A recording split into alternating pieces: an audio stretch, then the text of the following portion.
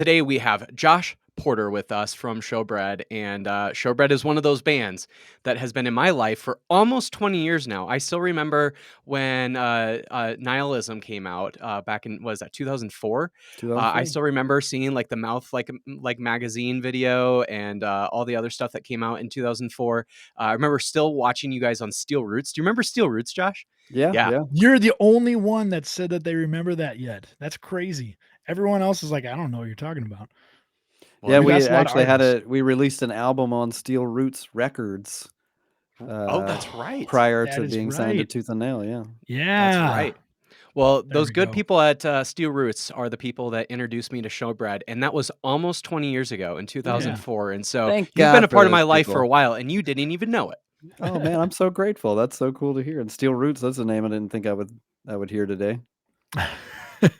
Do you have positive or negative thoughts about that? Oh, I don't have About anything Steel bad to say Roots? about them. Nothing bad? Good. Yeah, it was it was like a record label, but not really a record label. So it's the illusion of, wow, we've been signed, when it was so small scale that it hardly made any difference. But seeing a little logo for a record label on the back of your CD jewel case was an exciting thing Felt circa Yeah, pretty really good. release those endorphins, I bet. 2002. Yeah, for Yeah. sure. We had a friend, Dan Koch, who was signed to MySpace Records. And Wow. I think they might have just like only signed one or two other bands in there, like, nah, we're not gonna do records. It was He broke it. He broke yeah. the MySpace Records machine. Sherwood was that bad. Yeah. If you're listening, Dan. Josh, I still remember, and we'll want to get into Showbread history here in a second, but I still remember one of the funnier things I've seen at a concert. So Cullen and I grew up in South Dakota, so really the only time that we got to see bands like Showbread was at the Lifelight Festival, and this would have been like maybe 2008. I'm guessing. I was definitely like in middle school, and I think Age of Reptiles had just maybe Fear of God had just come out. It was either 2008, 2009, one of those years, and you guys played. And I still remember that year it was extremely hot and extremely dry. So all of it's in the middle of a field, so it's like super super dusty. And I remember at one point you made a comment about how all of our boogers probably look brown. And when I was like 13 or 14 years old, however old I was at that time, I thought it was the funniest thing I'd ever seen or ever heard from a stage. I Uh, thought that was hilarious. well, you're welcome for that. That was my steady diet of adolescent Ren and Stimpy humor, I guess, followed me into adulthood and made me. Why would someone think to comment on the color of boogers from stage? But it does sound like something I'd say, and I bet it was true as It was well. certainly true for me. I know that Yeah, much. Showbread for me was my first band show. is that right? What? Yeah. I went to Lifelight with a family friend, and his mom was like super super. I wouldn't say a fundamentalist, but just very strict about her beliefs and everything like that. And I was trying to get my friend to go with me to go see Showbread because I was a big fan. And we walk over there, and of course his mom is still with us, and she says, "You are not going to be watching homosexuals play on stage." And I was like, I don't think they're Wow. gay. And she's like, no, they definitely are. Look how they're dressed. So, but she actually saw us there at the festival, and that Yeah. was her review. Yeah. And she immediately pulled us away. And I was Wow. like torn up by it.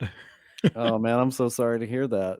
I want I wonder what it was. The outfits or something? I think it was the outfits, maybe like a little bit of makeup, Oh yeah, sure, yeah. Some of jeans that are too going on. tight, Probably Yeah. just, painted your fingernails. Yeah, she was protecting you, man. You did yeah. Yeah. My heart has been forever protected, I guess. did you end up seeing Showbread at some point after I you were never saved have. And that's why I'm really from excited for Furnace Fest this Oh, year. okay, great. Yeah. Yeah, You maybe guys we can didn't come up to recreate the that same Northern Plains experience. very often. So, Well, geez, now it's our fault. Oh, jeez. well, between fundamentalists and just Showbread Well, being I guess when you snobbery. Yeah, dress like that, scarcity. you can't go up to the Great Plains that often. That's true, yeah. We kept getting run off by That's right. worried moms. That's right. It's like we're in a Christian band. Um, I still remember at that Lifelight show back in, again, it was either 2008 or 2009, and the way you guys ended the set was you, like, slowly, like, put instruments away, and eventually you got to the drum set, and you're, like, slowly putting, like, a cymbal away, and then the hi-hat away, and whatnot, and I just remember thinking, "This is the coolest way to end a show ever." I'd never seen a show end like that before, and I think my cousin, who was next to me, who was like not into that music at all. Like he was like, we grew up in South Dakota, so he was like into like country and pop and all that kind of shit. And I still remember him like watching this happen and being like, this is the dumbest thing I think I've ever seen in my life. And I'm thinking this is maybe the coolest thing I've ever seen in my life. So anyway, to each their own, I guess, right? Yeah, I remember what you're talking about, and it was like a kind of a summary of the Showbread ethos in a nutshell, because part of it was, if you like, the cool influence, which was, came from Nirvana. Nirvana used to end sets with, upwards of 10 minutes of feedback Distortion, yeah. and drones and destruction. And it was riveting. You could watch these old sets, that in particular, they have a famous set called MTV Live and Loud from the In Utero era Mm-hmm. that concludes with a rendition of their song Endless Nameless, and then they break everything. But it goes on and on and on until like there's two band members left, one band member left, and Kurt's still up there kind of tinkering with things. And it was just such a strange, meandering way to end the set. It felt like kind of inconclusive and strange. And we liked that. And then the other aspect of it was, less Nirvana and more like Andy Kaufman comedy experiment was the other kind of thing with Showbread, where it's like, how much of this will people tolerate? And Yeah. and how long can we stretch a gag before it becomes or lapses from being funny into being confusing, and then ultimately neither, not funny or confusing, just lame. And Especially when you only have a 30-minute set. yeah, and we thought that was an interesting thing to tinker with. So it's fun to be reminded of that. I kind of forgot that we did that on that tour. I did Well, see a lot of people copy that almost directly after. Well, I'd like to say that we could take some credit for that, but maybe people were borrowing from some of our same influences. I do remember that there were a lot of bands and peers of ours that would be surprised by our willingness to embrace gags like that. There was a year when we came dangerously close. We had been given a very good spot at a festival in Illinois called Cornerstone that was oh yeah. essentially Never heard of it. the well, I'm assuming maybe some listeners have not There is heard of not a listener Cornerstone on here that Festival. doesn't know Cornerstone. Okay, great. Then you Yeah. guys are familiar, and by Yeah. you guys I mean you, the listeners. Which is a big deal. It was the Lollapalooza of the Christian music industry, for better or for worse. And we played it for years and years and years, and we're given a wonderful time slot one year that we'd been looking forward to for a very long time. And we started to entertain the possibility that we might, because I think that they had given us up to 90 minutes, which is not something that we would have used. We never played that long. And we're like, well, what could we do with 90 minutes? And we started to wonder if we could act out the entire screenplay of Bill and Ted's Bogus Journey from start to finish, like play the audio from the film and essentially pantomime the film on stage, because the third act of Bill and Ted is a musical third act, and it Yeah. concludes with the Kiss song "God Gave Rock and Roll to You." So at that point, we would actually play the Kiss song "God Gave Rock and Roll to You," and that would be the end of the whole set. And we started to rehearse it. We started to like assign roles, and we could do this and this, and then someone in the band had the maturity and wherewithal to actually snap out of it and go, we this has gone too far. We can't actually use our time slot for this ridiculous idea. A joke that would only be funny to us and is a waste of resources. But that was the kind of philosophy that kind of hung in the air over the Showbread project the whole time.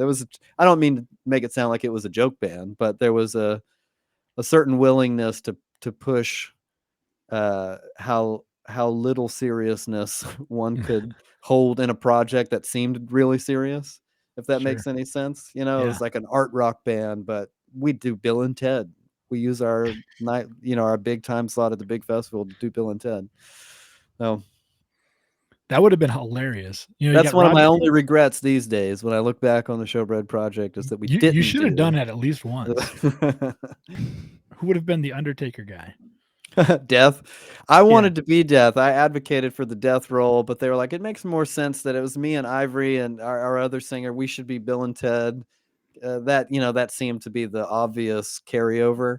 But people were arguing over who got to be Death and who got to be, if you've seen Bill and Ted's Bogus Journey, there's two Martian characters, both Yeah. called Station, and everybody wanted to be Station. Um, so obviously we were going to have to facilitate multiple roles each. And we had like a notebook where we were mapping this all out, and it got further than it should have, but ultimately did not come to fruition. Well, let's talk So about at Furnace go Fest, you ahead. guys are going to do that, right? I would be lying if I said that we didn't make that joke. It was just a joke, but right away when they invited us a second time, somebody said, we have to do this time as Bill and Ted. But no, we're not doing Bill and Ted. Let's talk about the early history of Showbread. I know it was. I think was it your brother? Is Patrick your brother, by the He way? is, yeah. So I know it was initially started by Patrick and another guy in the band, and it was like, two church guys, Southern Baptist dudes, and I think like I've even seen on Wikipedia that like they eventually got kicked out of playing at the church because it was like too satanic or whatever. Yeah. But yeah, you want to talk about some of those early years of like how you guys formed and then eventually got like 10 guys in a band that wanted to play together. Yeah, the easiest way to wrap your mind around it is that it's one of those projects that probably should have been called 5 different things, but we just kept the same moniker over this project that evolved to the point that it no longer resembled its previous shape at all, and we just continued to call it Showbread.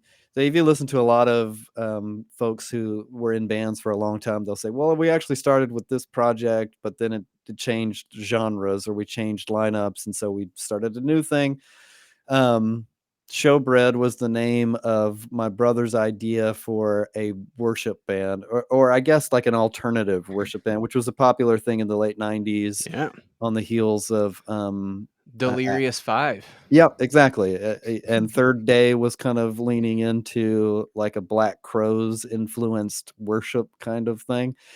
And we weren't necessarily into that genre of music. We, like we're teenagers in the 90s. So we were, like I said earlier, into more like Nirvana and the kind of Seattle movement that had taken over mainstream rock music in the 90s.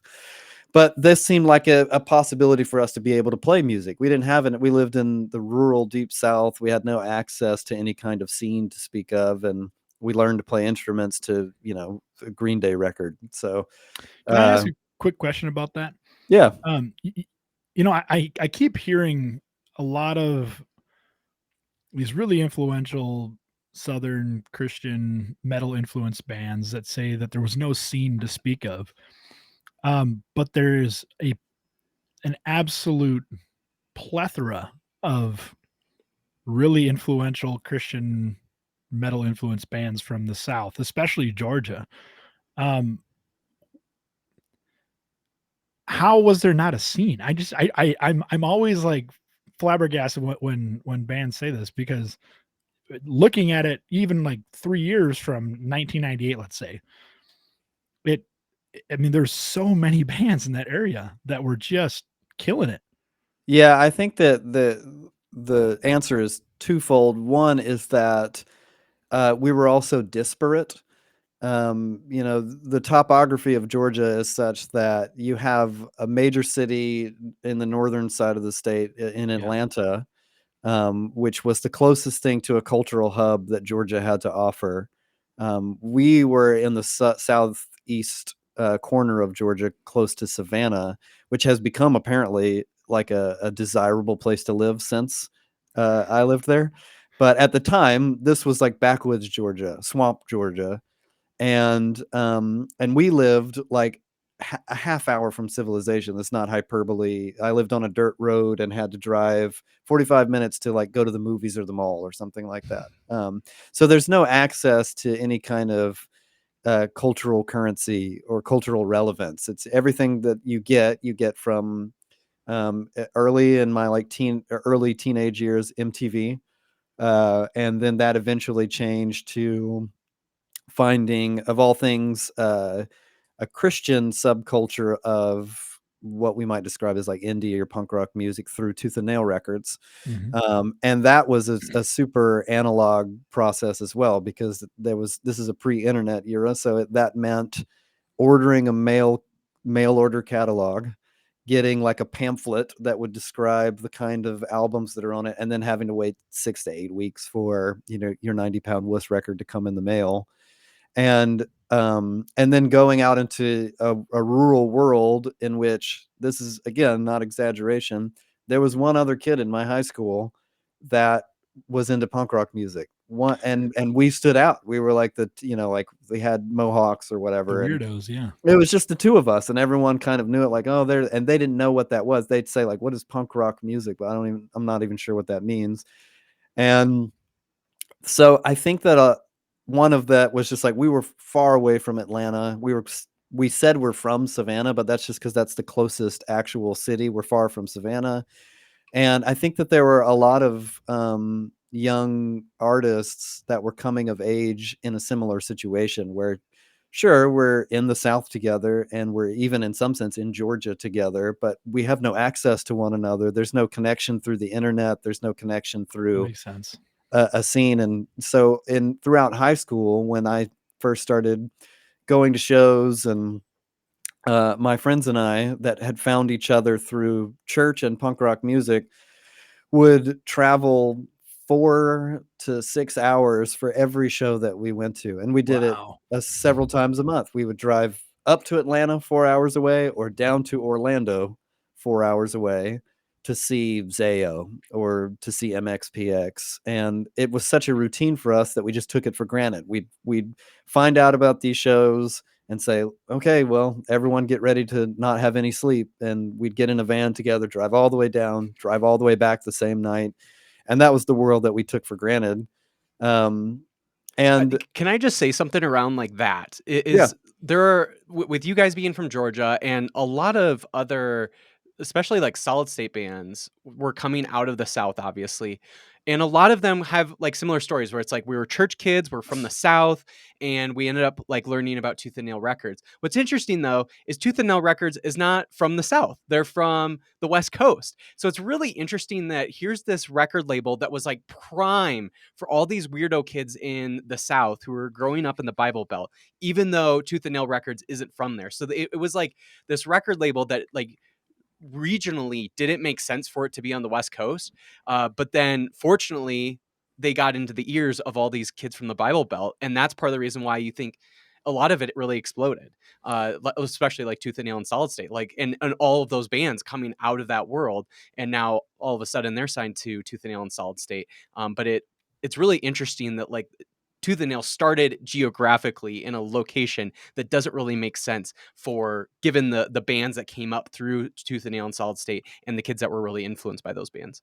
yeah, totally. And the fascinating thing about it, when I reflect on it now, is that our journey into what someone might describe as like credible obscure music went kind of the opposite direction of what a lot of other people's experiences are. Meaning, I know a lot of people who maybe grew up in Southern California, or who did grow up near some kind of cultural hub, and they found out about cool punk rock music that would never be played on MTV or on the radio. And then they learned about what seemed to them like a generic off-brand version in the Christian music industry, and they kind of were like, oh, this seems inauthentic or disingenuous. For me, it was the other way around. I only had access to the world of mainstream rock music through things like MTV and my radio station. Um, and because I was a youth group kid and would go to my local Christian bookstore to find music, um, and because my parents were like, yeah, it'd be nice if you wanted to listen to something that came from the Christian bookstore. I mean, they weren't like necessarily forcing it on us or imposing it on us, but they were definitely encouraging if we demonstrated any interest in like Christian music. And through that, go into like a hole in the wall like mall Christian bookstore that's as small as like my office, and having a conversation with the dude that's like, "Oh, you like the Green Day record Dookie," which everyone did at the time. It was like one of the biggest rock albums that the world had seen. He's like, "You should try this record," and I bought a copy of MXPX's first album, Pokin' at Ya, and it was immediately apparent that this was more punk rock than Dookie was. Way It was more. Yeah. faster and more aggressive and like abrasive and oh, whoa, it felt like you had discovered something really subversive and unique. And inside the liner notes of Pokin' at Ya, Mike has a Rancid T-shirt on, or some, Yuri has a No Effects T-shirt on, or something. And based on that, I went back to the record store and bought a Rancid record and bought a No Effects record. So I found my way into bands like Misfits and Black Flag through the Christian music industry. And to me, honestly, because I've had found Tooth and Nail Records and this really unique, creative melting pot of, and especially the first generation Tooth and Nail would have, what we might call indie rock bands or first wave emo bands, Mhm. hardcore bands, metal bands, punk rock bands, and like goth industrial. It was such a spectrum of music. The same label that had MXPX and Living Sacrifice had Joy Electric. And to me, it was just all interesting. I didn't necessarily discriminate like, oh, this is not punk. It was just like, wow, this all seems to belong to a unique family of really inventive, creative music. And I would find my way to other bands through them. It didn't seem to me like, ooh, gross, it's a generic offshoot. It seemed to me as credible as the other bands. And I applied them all as, like influences in the stuff that I wanted to make. And I think maybe a lot of young musicians were doing the same thing. So eventually we would find each other. Eventually, in the early 2000s, as we started to travel and play regionally before we even went on tour, but would start to, travel out of state or play in cities beyond Savannah, we found Ludacris, who would become Norma Jean, or we Mhm. would find yeah, the bands that now people like you guys are describing. It's like these are noteworthy bands that all seem to come from the same area. But for the longest time, we didn't even know that we were in the same place. I, have a conversation with the guys in Emory, for example, not realizing that we were down the road in a certain sense from one another, having the same experience of feeling like isolated and rural and disconnected from culture. And so we both were finding our own ways into punk rock music and making bands. And then now here we are as adults talking about it, even though we had no idea that we were a short drive from one another at the time. The world felt a lot more disconnected at Sure. the time. Yeah, such an interesting perspective. I think it also was the exact same kind of feeling for a lot of Christian music listeners, especially for alternative music. Like Mason and we definitely bonded over the fact that there were these Christian bands first that Right, got us into a lot of the secular stuff as well. I mean, right. we Well, found that it to and be just as authentic as the mainstream stuff. Well, and not only did it feel like we were alienated in terms of like other peers because we didn't listen to like mainstream music, but also like even the alternative punk kids were also like suspicious of us because we listened to like Right. specifically Christian Right. alternative stuff. So it really felt like, oh, I really have nobody to connect with. So when I found that Cullen really liked that like Tooth and Nail Solid State stuff, I was like, oh, this is like literally one other person in our 20,000 person town that actually likes this. Like, there's nobody else that likes this music. And Yes. so I'm going to immediately become friends with this person because nobody else is going to be interested in the same kind of music as I am. And Yes. so it really, I think, formed that bond because not only is it that we're listening to like alternative punk stuff, but also specifically that it's Christian and nobody is listening to that. Yeah, it's like several layers of niche at that point. Yeah. And so the likelihood of finding someone to share that with you is such a rare and beautiful thing. So I understand that completely. Yeah. And I felt the same way. That's why the one kid that I knew at my high school that was also punk rock became the drummer of our band. You know? There you go. There you go. Well, let's talk about some of those early years then. You guys were you were talking a little bit about, you're starting to tour, you're eventually getting out of Savannah, even getting out of the state and doing some tours. I know you guys released a few records before you were signed to Tooth and Nail, but you want to talk a little bit about some of those early years before Tooth and Nail, and then we can talk about those Tooth and Nail years. Yeah, the pre Tooth and Nail era, you describe it as there being albums, and it's true. That's what we called them too. But it's such a strange thing for, I think, certain listeners, or certainly modern listeners, to wrap their minds around, because in the like punk rock culture, it was just not that unusual for someone to be like, oh, we have 6 new songs, let's record them crappily, like at our friend's house, and either press them on a 7-inch, or if you don't have access to that kind of luxury, like on CDRs at the time, which is Mhm. kind of like the early 2000s equivalent of 70s and 80s punk rock 7 inches. And so we would actually just find a friend who had equipment. This is again a pre-garage band era, so that was semi-rare. Go in his garage, record the whatever 6 or 7 songs we had just written, in some cases 10, and make artwork at home, like with like actually cutting things out, and like a serial killer making a ransom note.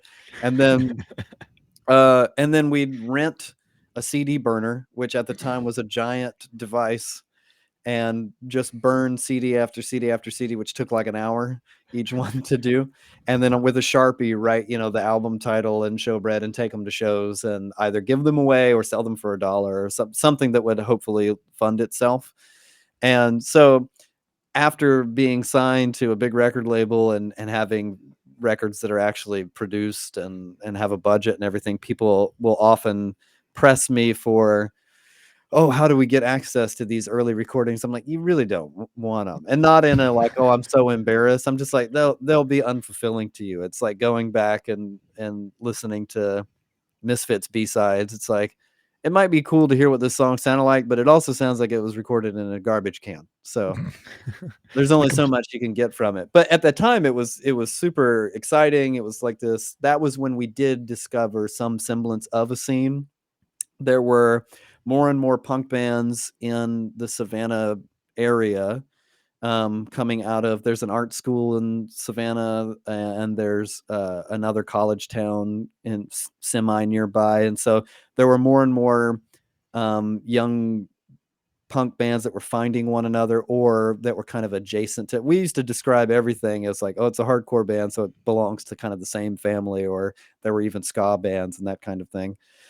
And for the first time ever, it's not just like 5 weirdos that somehow managed to find one another and share records, but like, oh, there's another band, and they actually kind of want to do the same kind of thing that we do. None of these other bands that we had found at the time were like Christian bands or playing in churches or anything like that. We were the youth group kids who had found punk rock and wanted to be a punk rock band. These other bands were just they had no connection to any kind of religious affiliation to speak of.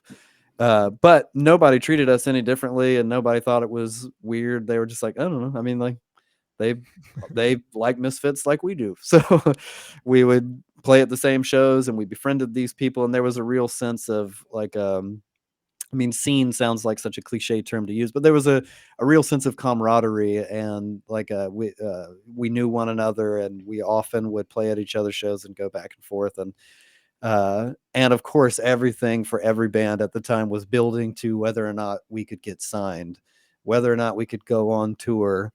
And when at that time, especially with the kind of music that we played and in the world in which we were participating, the aspirations to be signed and to go on tour, this is really not some kind of put on or virtue signal. It had nothing whatsoever to do with any kind of profit or any semblance of like, we'll make a career out of this. It really was just like the next logical step. Like, if we could get Mm. signed, then we could play more shows, because we really, really like to play. And it just seemed so far fetched to me that the idea of a career band. And when we toured for 2 years before we ever signed to Tooth and Nail, and we toured by, going home, working menial jobs to save up enough money to eat, and then immediately heading back out quit the job, head back out on the road, use up the money that we saved up to eat. The touring would essentially pay for gas and van insurance. Come back, work the menial job some more, and everyone loved it. And we were at the right age to do that kind of thing. We were all like 18, 19 years old. But there was no like, man, I got to make a job out of it. That it just seemed like a pipe dream, But Mhm. we loved Tooth and Nail. Tooth and Nail had been the label that introduced us to the world of music in which we were participating in a really meaningful way. So that was kind of always if we could just get signed to Tooth and Nail, and then we did. I Well, how still did can't that believe it. happen? Well, Stephen Christian is the Mhm. singer of a band called Anne Berlin, Mhm. who was also from the South. Can you believe this? They just keep bringing Wild, isn't this. it? Yeah. Um, he was at the Tooth and Nail headquarters, which is a real thing, recording his band Anne Berlin's debut record. And one day, out of boredom, he asked if he could sift through the demos that had been submitted to Tooth and Nail, which at this point had become kind of a staff joke. There's this giant bin of cassette tapes and CDs, and they had conceded long ago that no one's ever going to actually listen to these things, but there's probably still somewhere online you could find an address to mail a bad demo. So he went through them all. He listened to every single demo one by one. Wow. um, and his story is, his words not mine, that ours was the only one that was okay. Okay uh, being the key word. I love that. yeah. He said that. I mean, he was much nicer than that, but I think I'm sure it wasn't like an incredible record. It was like, it came out of that era of us being a local band in Savannah, and we had just mailed it to Tooth and Nail and hadn't heard anything for months. Of course, that nothing came of it. But he went to the brass at Tooth and Nail and was like, I really think that this band is interesting. We should have them send us some more stuff. So he reached out to us. We sent some more stuff.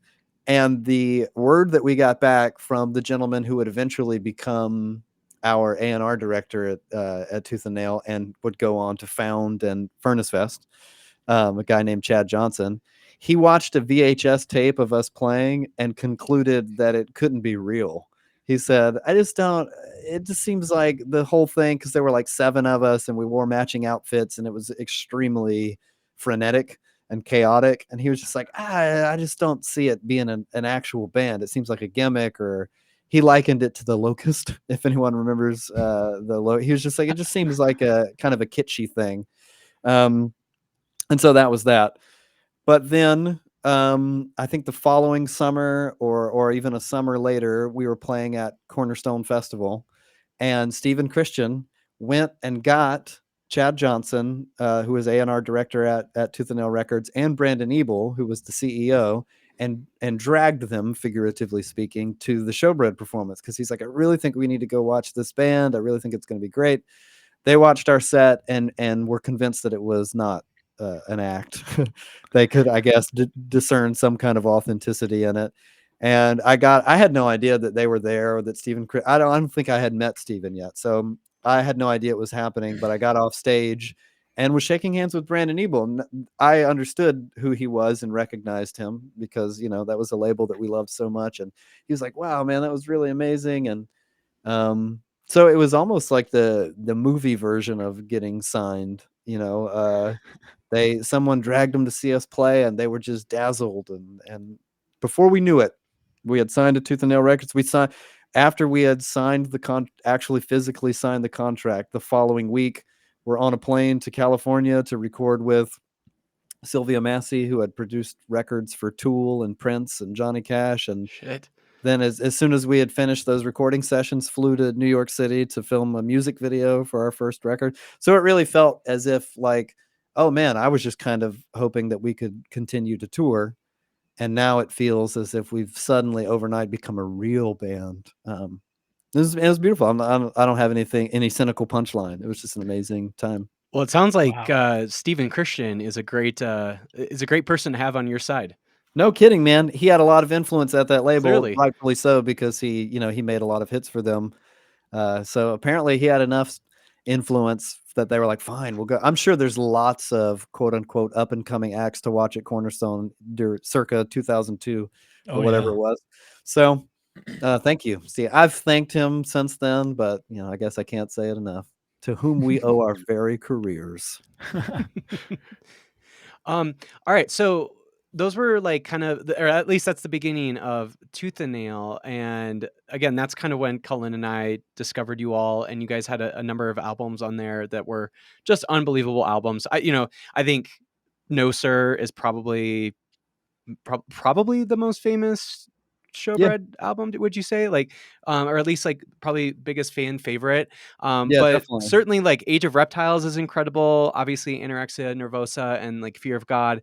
I mean, those were all like albums that I remember every time there was a new album cycle when you guys were, Pure Volume and seeing Oh stuff yeah, on Steel Roots and like, music videos coming up on YouTube. And like, I just remember like just being so hyped during those time frames, just because I loved every album that you guys were putting out at the time. It was just really a really exciting time, and it was in that age frame, like at least for me, it was in that age where you just like everything is brand new music, everything that's coming out in Tooth and Nail you're loving, and yeah, so it was just a really exciting time, and Showbread was like very central to that. Obviously there's other bands like Under Oath and Norma Jean, and all of those bands are a part of that experience for me, but Showbread is certainly in that kind of core group of bands that I was just always excited about with all of those releases.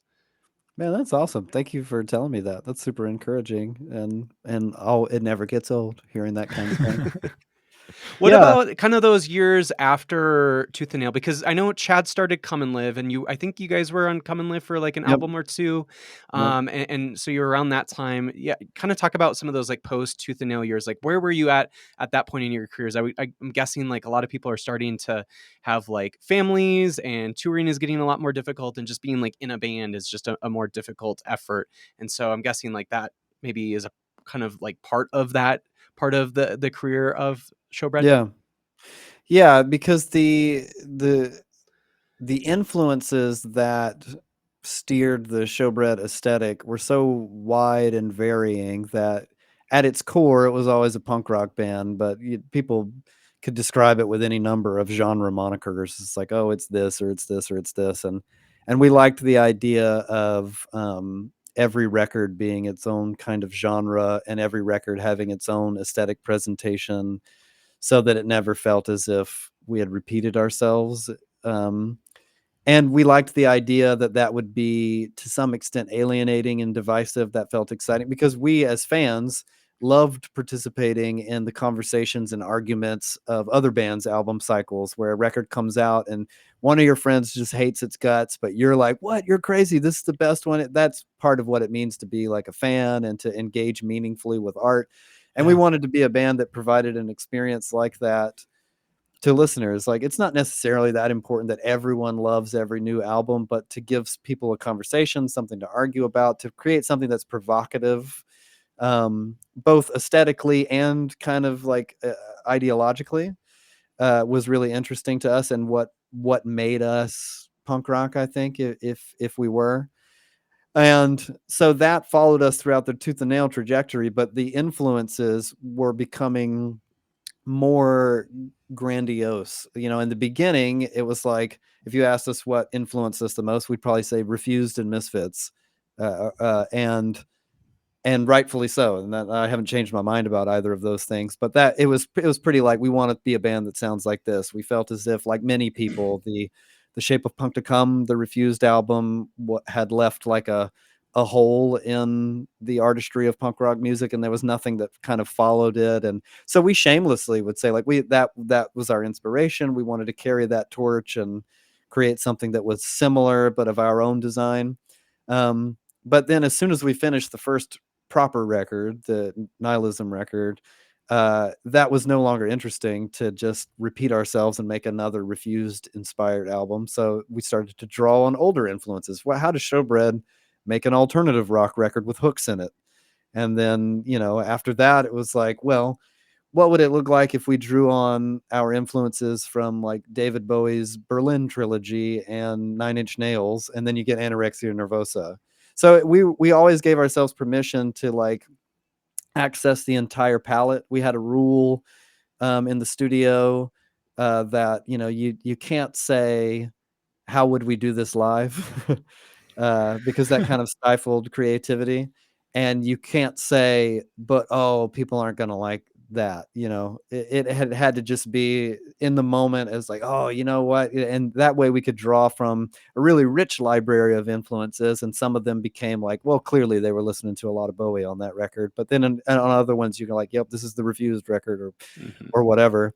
But because of that, and because the palette kept getting wider, the production got big. And I don't mean to oversell it. Showbread was always a small band, and um, even in our place in the music industry, our little niche of the music industry, we were never like giants. And you're describing like bands like Norma Jean and Under Oath; those are like the big bands, and we were kind of on the smaller side of that.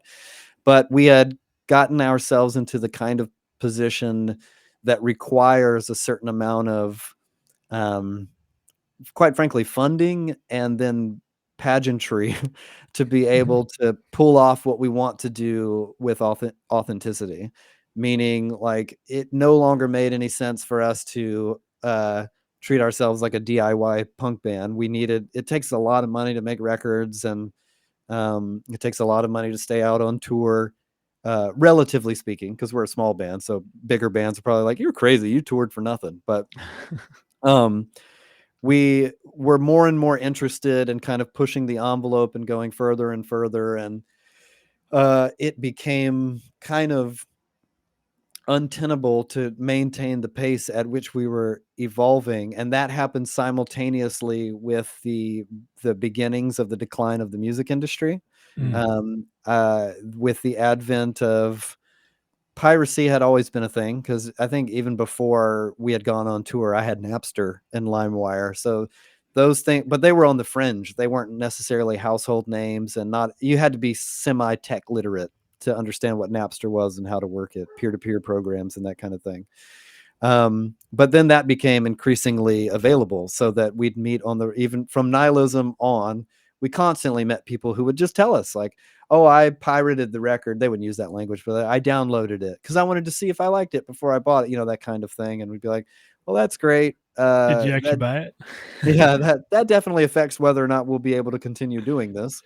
But there was a sense of like, this is where the this is the writing on the wall. This is where the whole thing is going. And at first it felt like, oh, we can fight against it. Maybe we could stop it and encourage people to value art and all that kind of thing. And that just wasn't going to happen. So eventually it just became like, well, this is just where things are going. I remember when I got my first invitation to a beta version of Spotify, which I believe it was European to begin with, or Swedish. Yeah, that's right. Mhm. Yeah. And and when I saw the Spotify interface for the first time, this is circa 2009 or 10 or something like Oh, that. wow. I was like, yeah, this is that. That's that. That's checkmate on the world that we had known, which is, like, you're getting faxes from the record label that's like, this week you sold this many records in LA and this many records, and but this is going to become a thing of the past. So the last Tooth and Nail record that we were contracted to make was an album called The Fear of God. Um, and we did it to we didn't have to compromise anything. We'd made it exactly the way that we wanted to make it. And the numbers came back on the first week of sales, and it felt as if like, oh, is a record label relevant anymore? It felt almost like, I think we could have done that by ourselves. Mm. Mm. There was, when we first got signed, there was like such an obvious dichotomy in like that situation I've described a minute ago, and from not being signed to being signed, it's like, whoa, the whole world is open to you now. But at that point, we had toured and we had released records, and we had some that sold good and others that sold less. And it seemed as if like, I don't know, like, is this something that we need to do? I mean, like, can we do this by ourselves? Is it time to be DIY again? We opted to not renew our contract with Tooth and Nail. And a friend of ours, Chad, who was also at Tooth and Nail, had organized some kind of experimental infrastructure to give records away for free around a shared ethos. And it was in its infantile stages of development, maybe even embryonic. He was just like, I don't really know what I'm doing. I'm just going to try this thing. It's an experiment. Do you guys want to try it too?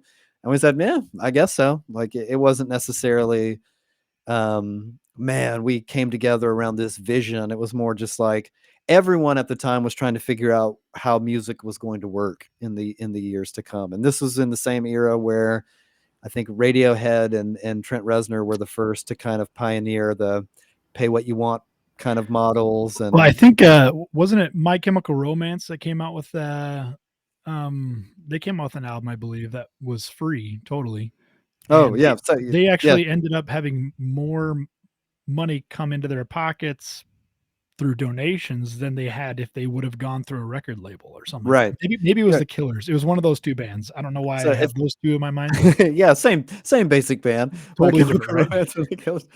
It felt as if everyone was kind of throwing darts at the wall. They're just Yeah, like, I don't know, this, try it. a free model, Yeah. pay what you want, stream it, whatever. And so that was our dart at the wall. It was like, I don't know, let's give it away for free. We did like the first record that we did as a completely free download. We made the tour completely free as well, which was really difficult to book. Was we had to gamble with booking agents and venues and say, we're going to ask people if they want, they can give money, they don't have to.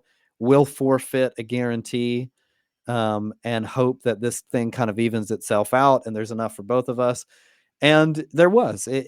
It ended up being, and we were never like a band that like, profited or so. In light of what I've gone on to say with my career and stuff, the accusation that I sometimes see thrown at myself is like, wow, this guy, he just wants to protect his pockets or something like that. And I'm like, I have yet to profit from any of my creative endeavors. So He there might wants be, to protect his break evening. yeah, exactly. But that was the free tour was the closest that we've come to like, wow, this was financially profitable. That money just went right back into the band and making records, not to me or to anyone else. But we could also see that it was not sustainable long term. You know what I mean? It felt like a gimmick. It felt like a lightning in a bottle. Like this worked for now. We probably can't do this again. And so we leaned more into like, well, what do we want to do creatively while we have time left to do it? It felt to me a little bit like, I don't think I would have said this out loud because it was a scary thing to admit, but it felt a bit like I don't think that the Showbread project is going to be able to maintain itself long term at this point when it takes, tens of thousands of dollars to make a record, and that money is no longer accessible to bands of our size, and we don't have the resources to come up with a third option at that time. I just don't know how it's going to work. And like you observed earlier, we at that point had some of us had gotten married, and so now there's a reason to not be on tour all the time. Whereas before there was just like, I don't care. Like, let's just be out on the road all year long. It doesn't make any difference to me. So we, kind of attempted two of our most experimental records that were both free records. One was called Who Can Know It, and one was called Cancer, which is a science fiction rock opera.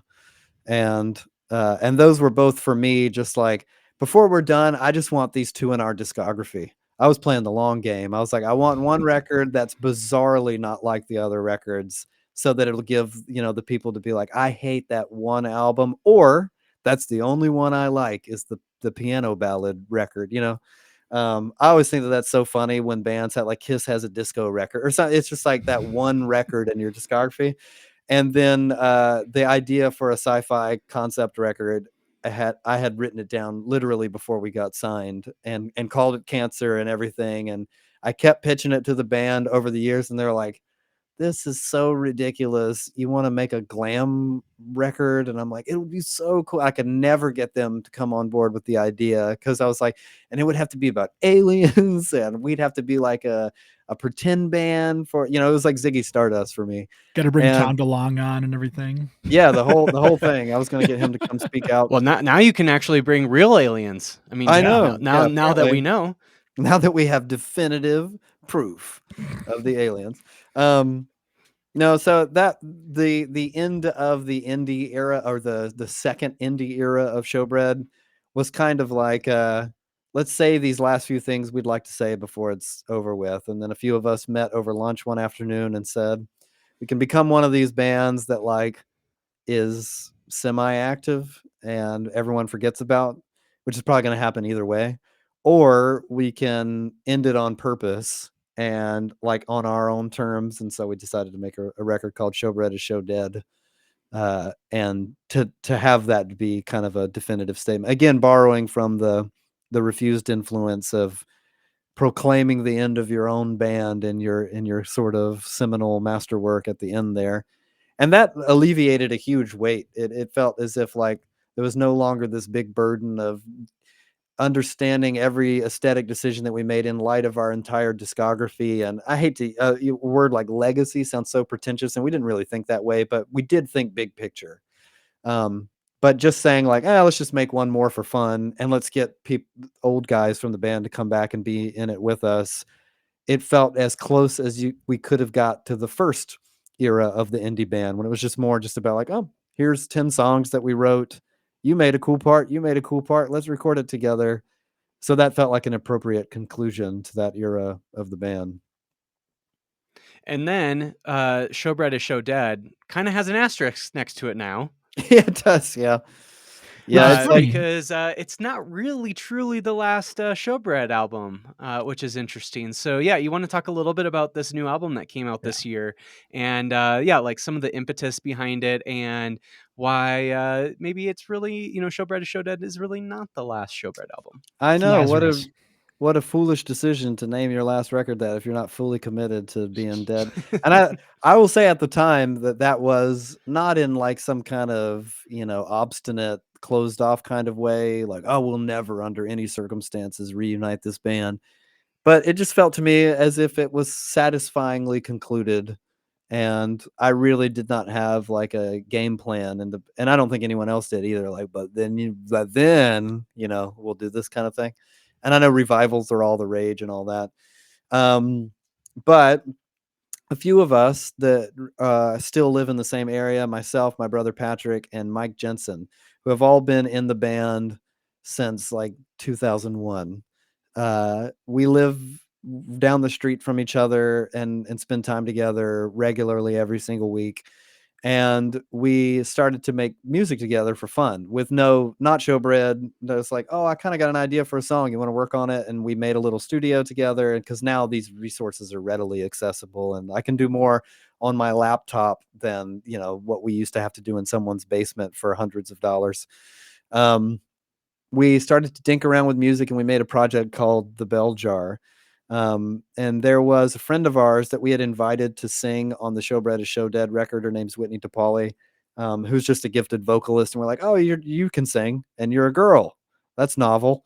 Come sing on our record, because there was a part that we thought would be befitting her voice. And she sang on a couple of songs. And we realized during that collaboration that she was not just someone who could sing good, but she had really interesting ideas. And she was kind of giving input into those tracks that were like, wow, you're actually really fun to collaborate with. And I didn't even know she liked this kind of music or anything. So we invited her into the studio and said, let's make music together, and made a project called The Bell Jar, and released an album called I Infest, Therefore I Am, which is really confrontationally unlistenable, like dance punk music. I think it's awesome, but it's definitely in that category of decidedly not for everyone, that kind of thing. And it was just for fun. Like, I don't know how many people listen to it or even care that much about it. It was just like, what would it be like to be a DIY band now? Not a ton of money, not a ton of resources. I'm not going to go out and tour for this thing or spend money to promote it online. At that time, I hadn't even been on social media for years and years and years. So we just put it out into the air and continued to make. We had such a fun time making music that we continued to do it. Got back into the studio together to work on another Bell Jar project just for fun. But the more that we allowed ourselves to do whatever we wanted on that subsequent recording in those subsequent recording sessions, the more weighty the project seemed to become. That first record, the Bell Jar record, felt to me just like a fun record. It's like experimental and wacky and off the wall, and I didn't feel like it needed to be some kind of definitive statement or anything like that. It was fun. And the more that we started to write, even without lyricism or anything, it just felt like, whoa, this is taking a shape that's way more interesting than I thought it would be, and Mhm. less novel, less like a kind of a kooky side project, and it feels like there's something of importance in it. At that same time, I was writing a book that would become Death to Deconstruction. And so I was sitting in the stories that I was working on every single day from my own life, and just and what I was trying to communicate through the across the pages of this book. So that's where my mind was as I would come into these recording sessions and hear what were just instrumental tracks, like a kind of free flowing, collaborative, anyone can play anything, and just throw ideas, and they would start to take shape. And but I was hearing the ideas that I had been sitting in all day as I was manuscripting this book. So as soon as I started to actually write lyrics, they were all coming out of my story that I had put into this book, and it was really personal and kind of painful and strange. And then I had 3 songs, and they were all the same subject, and then I had 4 songs, and they were all the same subject. So I started to understand the whole thing as like a concept record. And we had layered on top of it all kinds of uh, heavy guitars, and drawn from the Showbread palette way more than the Bell Jar palette. Mm. And at some point, as we sat in the studio and we're listening back to tracks we were like, this sounds way more like a Showbread record than it does a Bell Jar record. In fact, we've departed so much from the Bell Jar toolbox that it doesn't seem like the Bell Jar at all. And at that point, as soon as somebody said it sounds more like a Showbread record than a Bell Jar record, this sounds like a really cliche thing to say, but it struck me that it was. Like I was like, it is. I think it is a Showbread record. As strange as that sounds, in its philosophy, in its aesthetic, and in what it naturally came to be. And honestly, the only difference it made to us was that, like, you call it one thing or the other, which is a strange way of putting it. But to me, it would have felt disingenuous to call it the Bell Jar, even though it was the same people who played on the Bell Jar album, and the people who are in the Bell Jar are in Showbread, and the people who are in Showbread are in the Bell Jar. So it's almost like the Descendants and All. They're 2 like punk bands that are essentially the same band, but they have a different mascot. And so that the Descendants could be All, and All could be the Descendants, and they're kind of share iconography. Um, that was already the situation we were juggling with the Bell Jar and with Showbread, is that some people are like, well, what is it? Because I look on stage and I just see members of Showbread playing this wacky punk rock music. Like, but we're not Showbread, we're the Bell Jar. Um, and we embraced the idea that it was a Showbread record, and finished it imagining it as a Showbread record. And as soon as we made that decision and gave ourselves permission to understand it that way, it really released the remainder of creative energy around the record. And it went from like, oh, we're kind of dinking around and whoa, this is getting heavy, to like, now there's a vision for the album and we understand what that vision is. And like, we committed to capturing it. And we would sit in the studio listening to Whitney, and I would like be going over lyrics and collaborating, and she would sing, and we'd sit there and listen and be like, geez, some of this feels so heavy, and some of it feels like so vulnerable and personal. And the last track on the record in particular is a song called Funeral Dirge, for everyone you've ever known and everyone you haven't. And Whitney, who has this beautiful, like almost gospely voice, was singing the lyrics to the whole song in one take, as the rest of us sat across from the studio with headphones on, just staring, at the booth as she sang. And when she finished, we were just like, geez, it felt like that. It felt something that, I'm not saying like, wow, we made a masterpiece. I just meant to us personally, it took on real significance. And that significance felt best represented as Showbread. So no, Showbread is not show dead technically. Now we're more like Schrodinger's cat. It's like we're in a constant state of being maybe simultaneously alive and dead at the same time, depending on who you ask. So this sort of like Feinstein. Yeah. Yep. Yeah, there you go. Um So one of the things I find interesting about this new album is obviously it's in conjunction with your book, and it sort of in a way was sort of a secretive album. Like it was one of those things where I think you had to have the book and like type in this code or whatever to get access to the album. And yeah, what was kind of their reasoning behind trying to make this sort of like a secretive, or maybe not secretive, but like a very exclusive Yeah, listening experience of an album? Wu-Tang Clan. I've been reading for years about a Wu-Tang album that there exists only one physical copy, and this is the only way anyone can access or hear the record at all. So I think, as I understand it, it might have changed, but the record would travel to museums and people would go and put on headphones and listen to the Wu-Tang album. There's only one of them. It's the only way that you can get to it. And I always thought that that was I think such a fascinating. that's so brilliant. Yeah. Yeah, yeah, I loved it. I love that idea of like, oh man, what's on that thing? I'm not even a huge Wu-Tang fan, but I was just like, I want to know what's on that album. And since the book was, or the record rather, was so married to the book thematically in my mind because I was writing it out of the same headspace.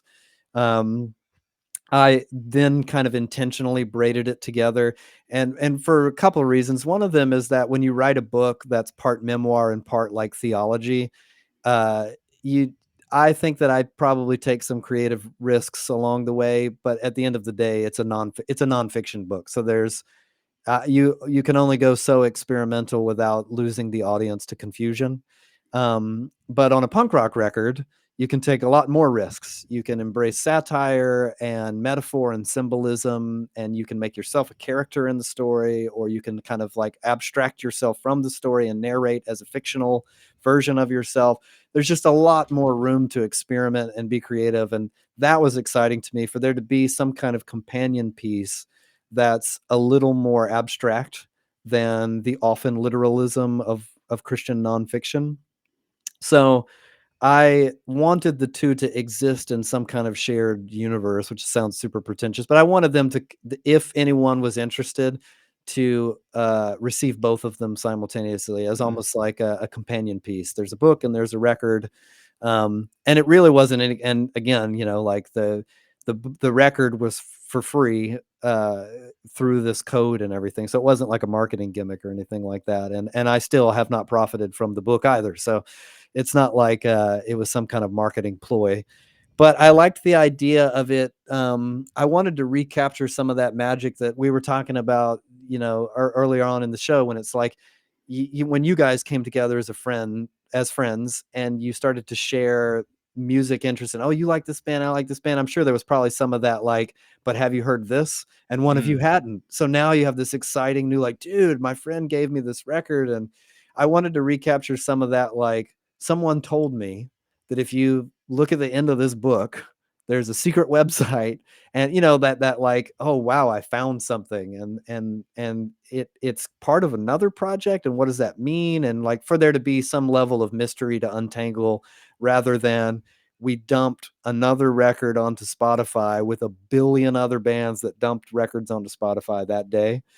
And you know, maybe that's hopelessly romantic or pretentious, I don't know, but the idea of it being something unconventional was exciting to me. So we, in the acknowledgments of the book, there's a secret website with a secret password, and if you went there, it would open to a page that would download the album with a small disclaimer that explained that it was designed as a companion piece to the book. Of course, we understood that people could possibly share that outside of reading the book, which is totally fine. And we figured at some point we'll probably share it with the rest of the world. But for right now, while this thing is new, while it's new to us, we wanted it to kind of exist in, you know, a more secretive space than it would at some point when the rest of the world had access to it. Uh, and it was interesting, you know, right away. There's of course people who are finding it because they not only read the book but finished the whole book and find that thing at the end. So And actually read the acknowledgments. yeah, and read the acknowledgments, and so they're like actually in that frame of mind when they enter into the album, and they're like, whoa, okay, this is a different angle. And you know, the subject matter of the book is so divisive that it may or may not be speaking their language. They might be super ticked about the record or the book or one or the other, and that to me was also an interesting possibility.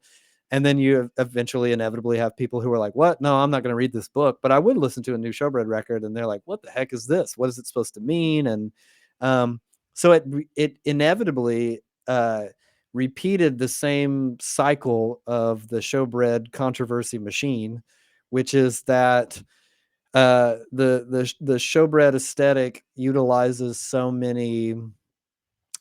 much symbolism and so many different genres of communication. Like some of it's super straightforward, but some of it's satire, and some of it's pretty abstract, and it borrows imagery from all kinds of different things that you might not traditionally find on a Christian rock record.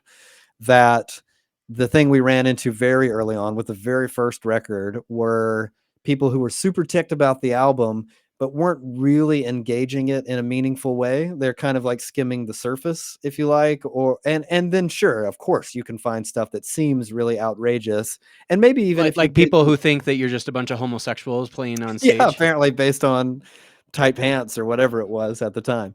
Yeah, so you skim you skim the surface in some kind of superficial way, and sure, I would concede there's something there probably to alienate or to offend a certain kind of audience member. But traditionally, that was usually relegated to kind of um, the evangelical politicized or whatever, the kind of CCM world that expected a certain thing out of the Christian music machine. And when they didn't get it, we're like, whoa, what the heck is this? This feels dangerous. Or, there's no way I'm letting you watch these homosexuals or whatever that kid's mom said. And now it was coming at us from a different angle, which was like, this is outrageous and offensive, and not because it feels too left of center in the Christian music industry sense of the word, but it felt like uh, it was offensive to an entirely new audience, and often because it seemed to me, based on conversations I've had, it's like, well, it. I don't know that you're actually fully engaging it, but you are looking at the kind of what's on the surface, and yes, finding something that seems offensive there. So it felt to me as if it appropriately completed that cycle, and I had to let go of the. I don't know. What does it mean? Does this mean that we're still a band? Does it mean that we're not broken up? Will we make another? Does this mean that we could make more music as Showbread or have to play more as Showbread? And we eventually conceded in the studio, like, just let's not worry about all that crap and just say, like, we all agree that this is a Showbread record, and we did, and we'll figure out anything else after the fact.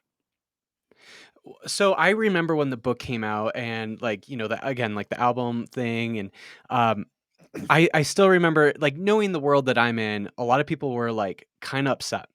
And one of the things that I think about that's interesting with Showbread is like like you have never shied away from that kind of controversy. And it does seem like as if like some of the ways that like some of the titles on the song or like some of the chapters in the book or even just like the book title itself is like sort of a poking of the bear. Like Mhm. you're like that there's going to be some sort of reaction given like the titles of some of these things and what that surface level is. Now, I don't think what like a title of the book or a title of a chapter or a title of a song is necessarily means that that's what it is, Yeah. right? And so I think there is something like deeper there, and I just remember like people kind of getting upset about it, and I still probably am like more on the side of people that probably were upset about it, but I also like I'm like this is what Showbread does. Like I don't know why this is like sort of surprising, even if you disagree with it. This is not to be surprised by. Yeah. Yeah. Um, and I get all that. I think that when I was receiving the first waves of people that I don't mean to make it sound like people were just like wringing my neck every single day, but I entered back into social media after having not even looking at any of those websites for years and years, because I'd written a book and wanted to tell people about it.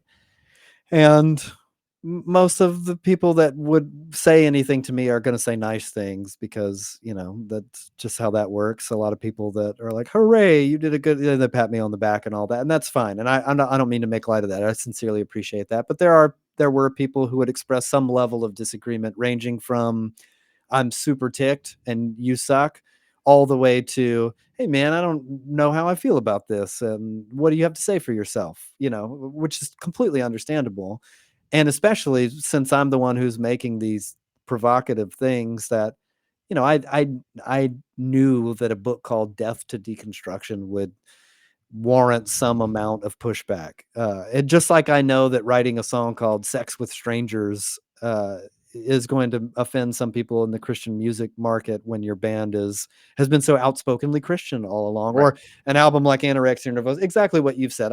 We understood, and I understood that it stands to reason this will be um, could be misunderstood, or it could be understood and people just won't like it. I don't mean to suggest in any way that just because someone disagrees, it means they don't get it, Right. or that, they're stupid or something like that. Because I understand that there are people who totally get it and they have engaged with it meaningfully, and they just don't agree, or they don't appreciate it, and that's totally fine. That doesn't like keep me up at night or anything like that. I think that what's always been most interesting in art to me is creating something that can simultaneously alienate, challenge, and in some sense edify the participant, and whether that's like ideologically or aesthetically, like I like the kind of albums that from the outset are like, "Whoa, what the heck is this?" And I'm Mhm. offended, or I'm disappointed that they changed their sound, or I don't know why this is in here, but then forces me to engage in it with it in a meaningful way, and then often come around and be like, "Man, I had no idea upon first listen, but now this is one of my favorite records, or favorite novels, or favorite films," that kind of thing. I like to be as the listener or the viewer or the reader.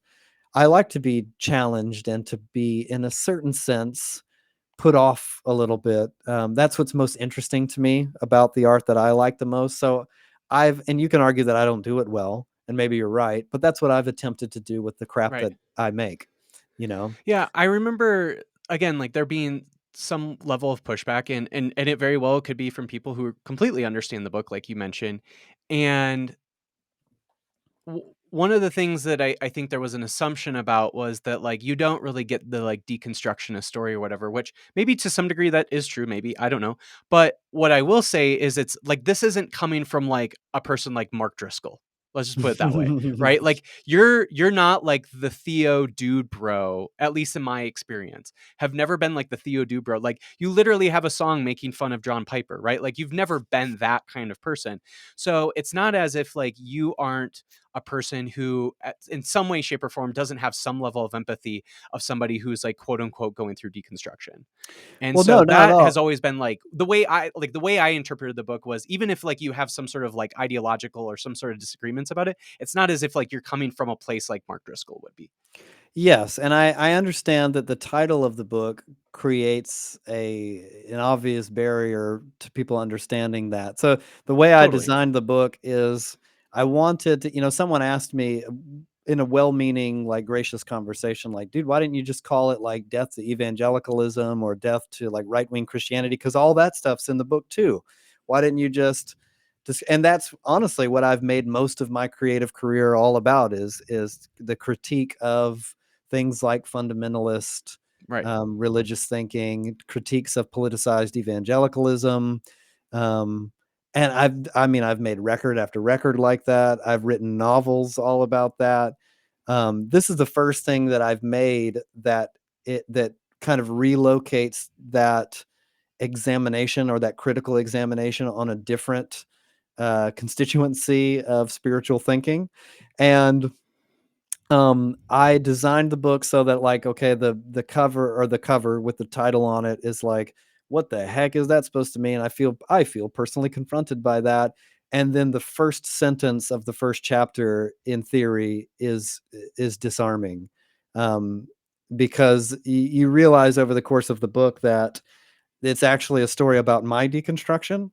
Right. The critique that I got early on, because I called the book Death of Deconstruction, was, you don't know anything about deconstruction. You didn't really deconstruct, and like your story of deconstruction is somehow illegitimate, because if you had truly deconstructed, then you wouldn't be where you are now, which is, I'm a pastor of a church, and I'm still a Christian and all these things. And honestly, a lot of that critique at least that's been come back to me, is from people who would tell you they didn't read the book, or that they have no interest in reading the book because they don't like it, or they don't like me, or that kind of thing, which is, again, totally fine. Um, but I wanted to create something that was like, when the guy asked me, why didn't you just call it Death to Evangelicalism, Death to Right Wing Christianity? Because I go after all those things in the book. And I said, I've done that. I've done that Yeah. record. I've done that book.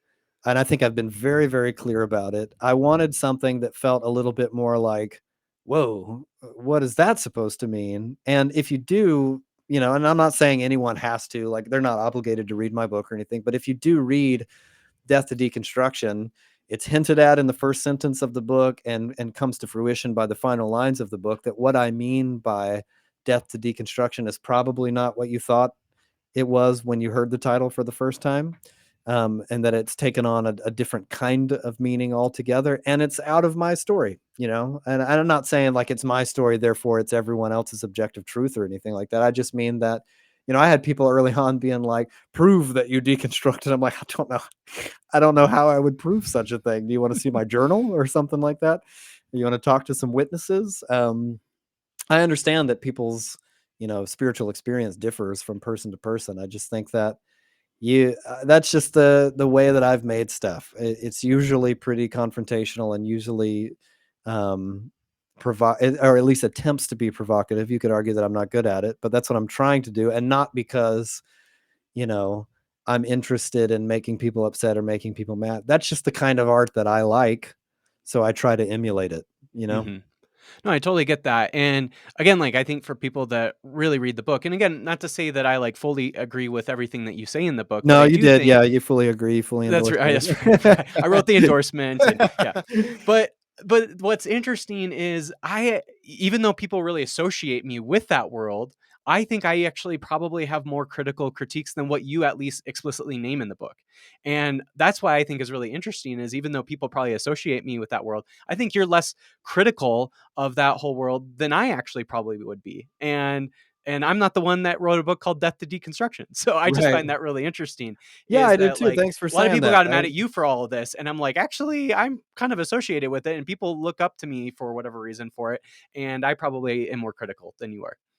Yeah, and the book, it's, even though it's called what it's called, is not. Yeah, I think people understandably assume that it is going to be a Driscoll type thing, or some kind of angry pastor rant about people just are sissies and they need to toughen up and be Christian, or something like that.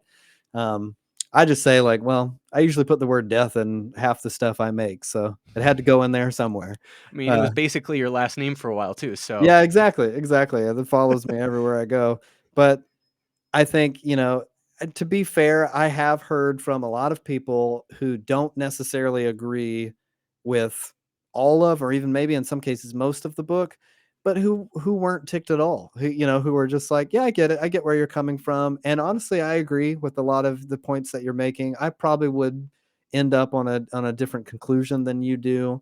And that's not to say like, oh, everyone who's mad has no real case. I just mean that the outrage, or the idea of the outrage, can be misleading sometimes. yeah, totally. In fact, the thing that I probably that you've done recently, that I'm like, oh, I don't really understand that even more so than the book, was what you said at Furnace Fest a couple years ago about, like, being Christian is like kind of the most punk rock thing you can be now, or whatever. That to me is more confusing than the whole book, if you Tell actually me read the book. more. Tell me more. Well, I'm one of the things that's really interesting about my story is I never had the sort of like reject religion phase. I went from, like, obviously very conservative Christianity, as we've talked about, like, grew up in the Yeah. tooth and nail world and everything. I was totally in that world, even really got into like Piper and all of that. And then immediately starting college, that's when I like discovered like Brian McLaren and Nadia Boltz-Weber and Rachel Held Evans and all those folks. And then I was like, oh, this is like the kind of Christianity I've like been longing for, but I didn't know it existed. Had no idea.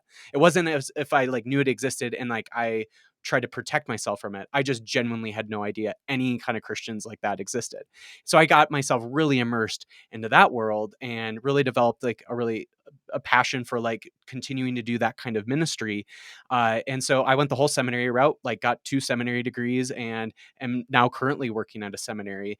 And so I'm very much in that world. I'm in the theological world. I'm very much in like the ministerial world, the seminary world. So I'm like very into that. But I never had the sort of like I'm rejecting religion phase, which I Sure. think a lot of people go through. And so I still feel like more Christian than I have ever been. And and yet I also totally understand why somebody who grew up in, let's say, like fundamentalist evangelical type of Christianity would say, you know what, I really don't want to be a part of any religion anymore, at least in this point in my life. Like, I actually would understand that, fully understand that. My story just happens to not be that. Yeah. And so when I hear something like, oh, to be Christian is to be punk, like that's the subversive thing in the world, I think to a certain degree, like, yeah, like there's a certain kind of Christianity that I think is super punk and super subversive. And like, I want to be a part of that kind of Christianity. But I also don't think like you have to be a Christian to be a part of that subversive and kind of that subversive punk kind of world. Oh, And yes. maybe that's not at all what you meant by that. But just from like the blank statement, that's where I was confused by. No, I totally understand that, and I wouldn't disagree. I don't think, I'm not, I don't think that to be subversive at all requires Christianity, and or to be like, a moral person, or any of those kinds of things. Um, I think that what I said at Furnace Fest, which, yeah, I think you've summarized well. I don't remember exactly, but I said something to the effect of, I think I commented on the phenomenon of what we might describe as deconstruction, but for lack of, or if you want to use a different word, people who were Christians and then aren't Christians anymore, because Right. that's become the wallpaper of the the world of our band and other bands, Hmm. other people in bands and our fans. Like a lot of them grew up in kind of a youth group world, or a world where they were listening to Christian music and identified with the ideas of other Christian bands, but then these bands stopped being Christian, or they stopped being Christian. And so for the first time in many years, we had re-entered the world of our band, and felt in a lot of ways like an exact re-entry, because the bands that we toured with and the bands that we were on a label with were all there at this festival, which Hmm. was a beautiful thing. We had a wonderful time, and it was great seeing these old friends and everything. And in the moment, I think that, and this is something that I had thought about ahead of time. It was not unusual during Showbread's touring career that I might go on stage about what we think about Jesus. And it was not unusual for us to not say anything serious, just kind of wacky stuff in the set.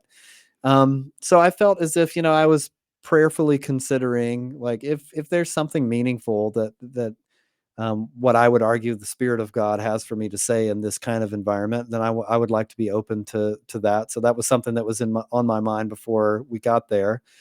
And in the moment, that was what I felt as if it was meant to be an encouragement to a certain type of person, Mm. that feels, as I had felt at a certain time in my life, discouraged by what feels like, not just a breakdown in a certain expression of Christianity that one might argue is not even an authentic expression of Christianity, but what feels like a breakdown in the church with a capital C. You know what I mean? In the historic Christian movement.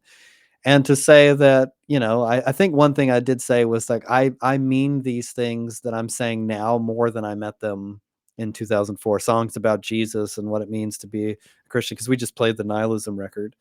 And I wanted to communicate that, like, I'm still here for anyone that has in it, that for anyone that would attach some kind of meaning to that, or that thinks that that's of any kind of significance, because it would be to me. I'm encouraged by that kind of thing. And I didn't mean at all to suggest that, like, clearly the only way to be punk is not necessarily to be Christian, because some of our best punk bands are not Christian and some of them are anti-Christian. That's right. But I do, I mean, someone online afterwards I saw was like, Josh went full youth pastor.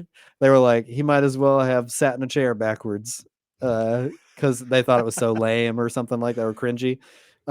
Which is fine. I honestly laughed at that, but I didn't mean to be like, well, it's punk rock to follow Jesus. But I did, for me, that's always been what I attached to the significance of punk rock music, is that I wanted to figure out what it means to follow Jesus of Nazareth, whose drawing power to me in the beginning was his subversiveness, that it seemed to push against the status quo in every meaningful way of my life as someone who's kind of wired for rebellion. And I found in Jesus not the, you know, the political figurehead that the world of my upbringing saw, but I saw, like, you know, the subversive Jesus. And I was like, I want that. In the same way that you're talking about, like, you know, that period out of conservative Christianity into these other voices, and you're like, cool, this was what makes sense to me, or what speaks to Right. me. I saw that in the subversive Jesus, and just needed the, you know, I didn't have the language or the theological education to uh, populate words, you know, like around that, or ideas or anything. But I knew that's what I wanted. And I saw that same thing in punk rock music, that deliberate pushing against the status quo and the rejection of, like, a herd mentality and groupthink. We have to think this because this is what everyone thinks. And to me personally, uh, I felt like it was important. It was important to me in the moment to express that I felt as if um, there is still something beautifully subversive and rebellious about faithfulness. About, like, I have decided that I will continue to follow Jesus. And, you know, I obviously, there was that dude who said I was full youth pastor or something like that, and I'm sure that a lot of other people were rolling their eyes. I understood that that was going to happen, and, you know, that happened to me back in the early 2000s when I'd talk about Jesus on stage.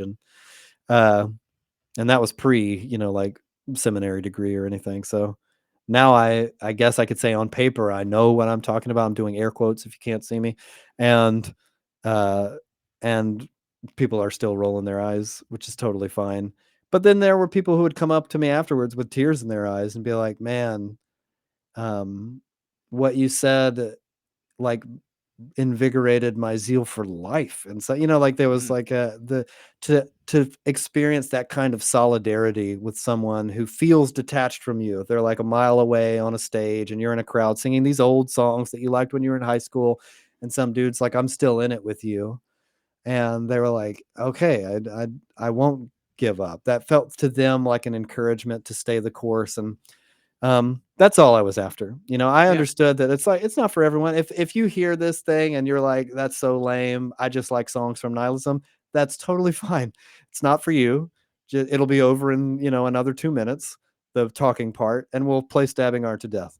But if it is for you, then I hope that it finds its way and its meaning, in a meaningful sense, into you. And it seemed like, I don't mean to say like, wow, I changed everyone's life, but at least a handful of people confirmed that it was like, "Oh, that is what I needed to hear." So sometimes you just, it's like art in general. You feel like this might be lost on 90% of the audience, but maybe 10% will receive it in a meaningful way, and then you put it out there and see what happens. Yeah, I mean, I feel like I resonate with a lot of that. Again, being somebody who I feel more Christian than I've ever been, and maybe to some degree, like in 2004 when you're preaching about Jesus on stage or whatever, and now here you are in 2020 at Furnace Fest in 2020, and you're saying these same things, and you're like, wait, I feel like more like I'm trying to follow Jesus more than I ever have, even back from 2004. And so that's the way I've like felt too. And yeah, like even though like politically and theologically I've completely changed since like Sure. 2004 for myself, right? And even though in a lot of other Christians, mostly like kind of fundamentalist people, would think that I'm not a Christian at all, even though I feel more Christian than I've ever been. And so it's just really interesting, like how people perceive words like that. And even though like I think I really resonate with like a lot of what you've said, and I'm one of those people that feels like, hey, I'm just as Christian, if not more Christian than I've ever been. And this is like something that's really meaningful. And I want to like spread that good news in the world. And yet, like, my theology is completely different than it was Sure. then. Yeah.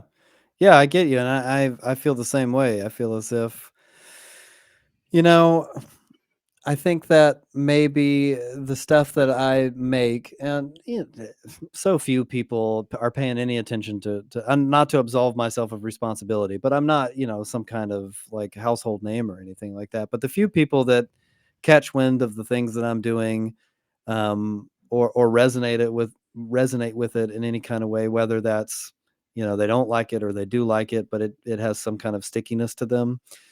I feel as if sometimes what I most want to say is, you know, if if you feel personally attacked by a punk rock record or something like that, I have before. I've listened to music and been offended by it, and sometimes that means that I'm like, oh man, this artist is calling me dumb or something, or other times I'm like, this doesn't apply to me. I think they think they're critiquing me, but I don't think they're critiquing me. So, when I was in high school, I was a Christian and I was listening to Antichrist Superstar by Marilyn Manson on repeat. And it didn't bother me at all, because I was thinking like, yeah, well, he's kind of criticizing the evangelical machine, and I don't really think of myself as belonging to that at all. So go for it, Mr. Manson. Um, I feel as if there's something about allowing ourselves to experience offense, and to grapple with what it means. And maybe at the end of that experience, what you decide is, this guy's full of crap and I'm not going to listen to what he says. But what's the interesting thing about art, or the thing that most compels me to art and to be an artist, is that possibility that you can not just coddle and placate people, and or even not just encourage and build them up per se, but also challenge or rebuke or convict or offend. And I would rather make something that does all those things than doesn't really say much of anything Mm. at all, Mhm. Yeah, absolutely. Well, we've already talked about Furnace Fest a little bit. You guys played in 2020, didn't play last year, but you're playing this year. So let's chat a little bit about this year. And by the way, for listeners, if you have not yet bought tickets to Furnace Fest, please go get some tickets so you can see Showbread and see all the unbelievable bands that are going to be playing at Furnace Fest this year. So please go do that. So Josh, let's talk about Furnace Fest. Obviously, you played No Sir Nihilism last time. Is there like any expectation of what we can maybe hear this year? Like, have you been thinking about that yet? Are you not even close to thinking about set lists and what you want to play? But yeah, what is it that fans can expect? Oh, I made the set list a long time ago, because you got to get these guys practicing, or you don't know what's going to happen. The hilarious thing about playing Furnace Fest the last time we did it was that that group of people hadn't played together in years and years and Right. years, and some of them, hadn't played like those songs at all in even longer than that. So uh, I had no idea what to expect. I was like, I have the easiest job, because all I have to do is remember lyrics and yell them. Especially for Nihilism, I don't even do a lot of singing, and my singing has always been kind of touch and go. But I was like, I just show up and yell stuff, so I've got it covered. All I have to do is listen to the record and be like, right, that's where those words go. They have to remember how to play guitar and drums and everything. And so when I showed up to rehearsal, I had just had my third kid like a week before, so I came late to rehearsal. And when I got there, they were already like into the groove of it, and I was like, oh, thank God, they sound good. Because I was like, I don't even know if we're gonna be terrible. But they're all such gifted musicians, and they've immediately kind of situated themselves back into their roles and played wonderfully. And by Does the it almost grace of feel God, like for them, or at least for them, like does it almost feel like kind of riding a bike, where it's just like you it may must have have. not have played like a instrument for a while, but like you do it for a couple minutes and like all of a sudden it all comes back. I think they certainly made it seem that way, and some more than others. But I mean, our drummer from the first two records, in particular, a guy named Marvin Riley, he I really don't mean to sound. I'm sure everyone says this about their drummer, but that dude's probably the best drummer that I've ever experienced in my life. We've had lots of drummers. I've seen lots of amazing drummers. He's just so incredibly gifted, and I was worried he lost it or something, because he hasn't been doing music anything for years and years and years and years. He plays video games and he works at like a nuclear power plant. And he picked him up and started twirling his sticks around again, and I was like, man, it's just like it's an innate gifting for him. And we had such a wonderful time just being around each other and laugh. It's those kinds of, you have those kinds of friends where it's like, we haven't seen each other in 10 years, but now we're laughing at all the same inside jokes. Right. But I gave them a set list. honestly, almost immediately after we were invited to play. And it's not just playing an album from top to bottom. There's a variety of things, and which requires that some of them learn songs that they didn't necessarily even play on, Mm. but that makes up kind of like a robust representation of all these different eras. Um, so I don't know how it's going to go. My hope and prayer is that the history repeats itself. I show up to the rehearsal and these guys are locked in, ready to go. But there's a certain amount of unpredictable chaos that makes it interesting and keeps us laughing. It's like, man, I hope everyone's practicing. You better hope so. Yeah. But can we expect no shirts again? I don't know. It's a good question. It was hot. I mean, like, I went, and then, one of our friends is live texting our other friends back at home, like pictures of the show. And my wife who was home with our newborn was just like, "Oh my God, shirts off already." All These people right. trying to act like they're not old and out of touch. So, but we're going for it, man. Once I'm there, I'm committed. I'm committed to the performance. Are you going to be around the whole weekend? I think I'm just there for the day that we play, which is I specifically asked. I started bothering Chad Johnson because he had threatened to invite us again. He's like, I really want to get you guys to come again. I think that some of the other organizers at Furnace Fest are probably not Showbread fans, but Chad is. So Chad's like, we really need to get my friends to come play. And I was like, listen, if you ask us, it has to be on the same day as 90 Pound Wuss, because it stands to reason that I might not be able to be there for the whole thing. And that's the only thing I want to be able to see, the 90 Pound Wuss reunion. So other than that, I don't care when you stick us. It can be at a bad time slot. It just needs to be on the same day. And when he invited us, he literally sent a text that said, can you play on Saturday, in parentheses, it's the same day as 90 Pound Wuss. Wow, Chad, listening to his dear friends. Yeah, I appreciated it. We interviewed Jeff a few weeks ago and from 90 Pound Wuss, and he's just a delightful human. In kind of similar, I think he's in Seattle, but not too Mm-hmm. terribly far from you. Yeah, yeah. He and I have spoken over the years. I mean, like, I'm a 90 Pound Wuss mega fan, so I've bothered him ever since I was, a teenager or something. But we actually just were on the phone recently because I get to sing a song with 90 Pound Wuss at Furnace Fest now. Oh, nice. Yeah, so yeah, my teenage dreams are coming to fruition finally, as as You both of you us finally are. made it in the music industry, Josh. That's right. Yeah, by singing with a band even more confrontational than Showbread. And probably even less popular. But not to me. Not That's to right. me. Not to you. Not to you. Well, Josh, let's get to your top 5 most influential albums. I would imagine a Refused album's gonna be in there. Sounds like maybe Misfits might even be in there. But yeah, top 5 most influential albums of your life. Okay, I just want to put a disclaimer. I don't know what everybody else says on this This you ask this to everybody, right? That's right.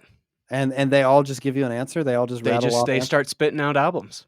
Does it ever seem as if it's like premeditated, or do they usually just kind of go like, "Oh, it's probably got to be this, got to be that"? What's your A read? little bit of both. Some people are like they've thought about this question before, even before we ask them, Hmm. and so they kind of are already they're ready to go. And some people are like, I'm just gonna say the 5 first albums that come in my mind. Right. Okay, so full disclosure, inside baseball. Like, I found out about this question a moment before we hit record. So I was given some notice, but my mind has been elsewhere since then. That's right. And I do like have a list of top 10 records of all time, but you specifically said not necessarily your favorites, That's but right. most influential, and that's a very different question. So Mhm. I'm going semi prepared and semi off the top of my head and trying to be honest about it, because you could probably say all kinds of cool sounding crap, but it wouldn't be the truth. You know what I That's right. mean? So most influential, I think I would probably start with Aerosmith's "Get a Grip," Oh, uh, interesting. which was like the first rock record that was truly mine. My dad bought me a copy of it on cassette tape from Walmart, and he was a big Aerosmith fan. And I asked if the singles were on the radio at the time, and I asked if I could have it, and he said, and I quote, "Don't tell your mom," and gave me a copy of "Get a Grip," and I listened to it top to bottom over and over and over again, and I still really like it. And that kind of informed like my man.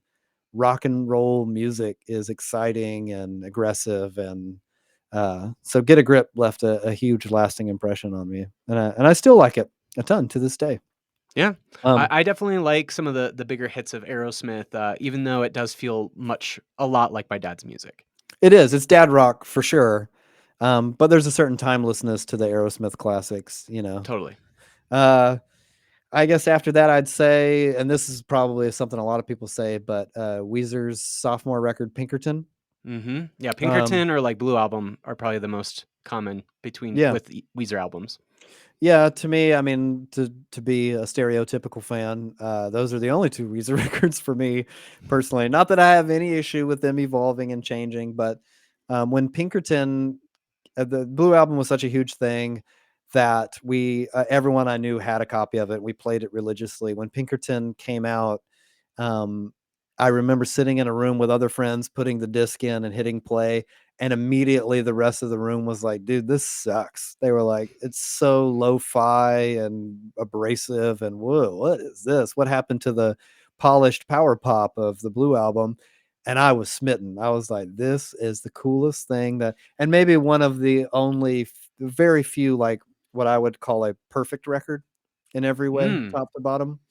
And so much of the Showbread catalog, if someone had $1 for every time we've said in the studio, you know, like Pinkerton, they'd be a rich person. So They'd have more money than Showbread ever made. exactly.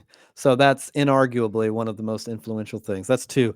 I think third, I'd go with Refused, The Shape of Punk to Come. Mhm. Um, That's definitely mentioned quite a bit. Yeah, and I don't mind being on that bandwagon. Honestly, it was Oh, one of they're those so things where, good.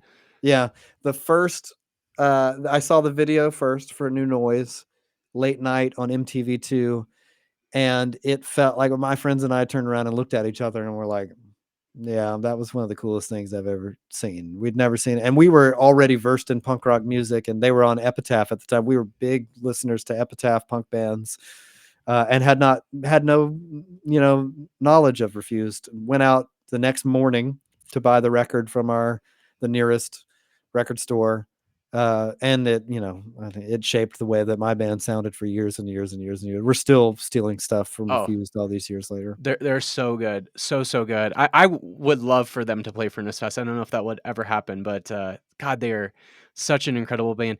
Also, can we just talk about for a second how it's so interesting that 2 very influential punk hardcore bands both came from Sweden, Refused and Blindside, Yeah, around the yeah, same and time too. Like, that's a really odd thing that both of those bands came up at the same time and both influenced the same genre of music. I find that really fascinating. yeah, and that second Blindside record in particular, that was a huge rotation thing in the showbread world as well. A Thought Crushed My Mind. Mhm. Um, so beautiful, beautiful bands, beautiful record. Can't deny its influence. How did that did three? That's three. That's 3, yep, 2 more. Two more. Okay. Um, the fourth, I would probably do the Flaming Lips, the Soft Bulletin. Ooh, okay. The Flaming Lips I've been listening to since 1993, and I bought a copy of Really? Transmissions from the Satellite Heart when they had a single called "She Don't Use Jelly" on the radio, and thought it was quirky and interesting. This is when like quirky alternative bands like Pavement and Weezer were kind of making a name for themselves in the world. So I was a fan and bought every Flaming Lips record because it's kind of weird, aggressive, psychedelic pop alternative. Um, and yeah, I don't know how many people care about the story of the Flaming Lips, but they lost a key band member and kind of had to reinvent themselves. And they came out with a record called The Soft Bulletin, which is suddenly deviates from the psychedelic rock format and becomes this kind of symphonic meditation on death. Uh, Mm, and it's one of the most beautiful, heartbreaking records, and one of my favorites, and one of my most influential records. You don't necessarily hear it on all the Showbread stuff, other than the album "Who Can Know It," which was right. our attempt at trying to capture what the Flaming Lips do. Yeah. Cullen would really love that pick. He, loves the Flaming Lips. It's probably one of his favorite shows he's ever been to. I think he talks about it quite often. Yeah, the Flaming Lips live experience, especially at a certain point, touring for the Soft Bulletin and Yoshimi Battles the Pink Robots, was something that I could drag. I've seen them a few times, and I would drag friends who did not like the Flaming Lips. I'd be like, "If you come, I will make a bet that you will say this is the best show you've ever seen, and they'd say like, it's not possible. I hate that band. I don't like that guy's voice. I don't like the songs. I'm like, just take the bet. What do you have to lose? And they'd come to the show with me, and afterwards, every single one of them would be like, that was the best show I've ever seen. The spectacle of it was incredible. Yeah. Um, All right, last one. Last one is easily Nine Inch Nails' The Downward Spiral. Oh, okay. And I have a tattoo on my neck of the art that was printed on the CD of The Downward Spiral, which is a coiled up millipede. I don't have any other band tattoos, Okay. which no one recognizes. But when I go to a Nine Inch Nails concert, I'm like royalty. I'm passing through the crowd, and people are like, "Yeah." It was a friend of mine let me borrow a copy of the album in 1994, and like you, I was kind of existing in this conservative Christian world where Nine Inch Mhm. Nails was extremely taboo. And a friend of mine was like, "Oh, dude, you got it, but you got to hear this. You got to listen to this. It's wild." And this is pre-punk rock, and I only knew about like my dad's rock music, alternative music that was palatable and accessible, like Weezer and Green Day, even though that was a little more offensive. But you could play "When I Come Around" for your parents, and they wouldn't freak out. Right. And he gave me a copy of the record. I took it home. I waited for everyone to go to sleep so no one would hear me in my room listening to this thing. I put on headphones and I listened to the whole thing from start to finish, sitting in front of my stereo with the CD book in my hand. And as cliche as it sounds for a musician to say, it fundamentally reoriented what I think about music in my mind. The Mm. idea of what an album can be, what songwriting is, it is single-handedly the source of my enthusiasm for transgressive art that's offensive or shocking, and the idea of the album as like an experience, not just track 1, track 2, track 3. Mhm. uh, and to this day, probably my favorite album of all time, if not The Downward Spiral, then Nine Inch Nails' The Fragile is the other. So that album has shaped me not only the most, but infinitely more than any other uh, record. And I still can play it from top to bottom, sitting in front of a stereo and be enthralled easily. Well, if Showbread ever does release another album, maybe you need to write and record it in the site of where somebody's been murdered, because I'm looking here right now. Downward Spiral was written where The the Sharon Manson Tate murders murders, happened. yeah. Yeah, allegedly he didn't know that when he bought the house, but How would yes. you not know that? Yeah, I know, it's funny. It's a funny kind of urban legend, but yeah, even the idea of the way that it was made, all that contributes to the aesthetic for me. Now, of course, I didn't know that the first time I put it in, but Right. like I'm like a Nine Inch Nails super fan, so like obsessed over all these details and the minutia of each recording experience and what he was most influenced by Bowie at the time, especially like the druggy Berlin era Bowie and the David Bowie album Low. Um, but I didn't know about those things at the time. I got them through Nine Inch Nails, and for me, the Downward Spiral was my low, my David Mm, Bowie's low. That was how I found out about this other world of um, profound, immersive concept artistry that's also like aggressively confrontational and subversive mm-hmm. and taboo. Mm-hmm. Love it. Love it. Well, that's a great list. Obviously, you can very much hear that stuff on Showbread, like, whether it's Refuse, Nine Inch Nails, even a little bit of Flaming Lips. Like, you can kind of hear all of that throughout all of Showbread's discography, which is really cool. Thanks, man. I take that as a huge compliment. And thank you for having me and having this wonderful conversation. You've been so delightful and kind and gracious and I know everything. Cullen didn't start it off as if like we would I be know. friends, but I I, know. I I was think like, at oh, the I end didn't we can say know. that we're friends now. Yeah, absolutely. I was like, oh, I didn't know we were going to have to fight. But no, it was wonderful. Thank you for having me. I sincerely I mean, we can appreciate still it. fight if you want. No, at this point, it would be a put on. I feel too good about everything. Josh, what do you want to plug? Obviously, Furnace Fest is coming up here soon. You guys will be playing there, but yeah, what do you want to plug? Well, I continue to I continue to write books and make music, and lots of different. I don't want to bore everybody with all these details, but I have a bunch of like active projects that spill out different kinds of music, and I have a book coming out later this year called "With All Its Teeth," Sex, Violence, Profanity, and the Death of Christian Art, which is Mm. kind of a book all about the value of offensive art in the Christian tradition. Do you talk a little bit about Piss Christ? The opening prologue of the book is about Piss Christ. Oh, I took one of my seminary classes. I did a art history class. The seminary I work at is like really into arts stuff. So I wrote a whole script about Piss Christ and I actually made like a YouTube video about it. But yeah. Oh, that's so cool. Yeah, I'd love to see that. Yeah, that's Yeah. awesome. So I continue to make stuff. I've got a couple of novels that are coming out next year as well. I keep everything at joshuasporter.com.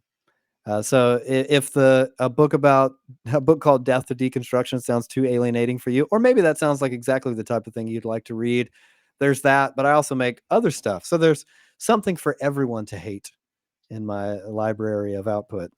I mean, between both of us, there's no shortage of hatred. So love it. Love it. Anything else you'd like to plug? Yeah, other people don't realize this. But there's a scene, and here's something that a lot of people do know about me: is I'm a big Jurassic Park fan. That's Okay. like Yes. my I mean, Age of Reptiles, of course. Age of Reptiles. Yeah, I've been a big dinosaur fan since childhood. Really into paleontology, and I've raised my kids as such. Jurassic Park was like my Star Wars when I was 10 years old. But what people don't know is that they actually hosted kind of a sweepstakes for the final Jurassic World film, Jurassic World Dominion, in Mm-hmm. which a random person could be selected, win the sweepstakes, and be devoured by a dinosaur in the movie.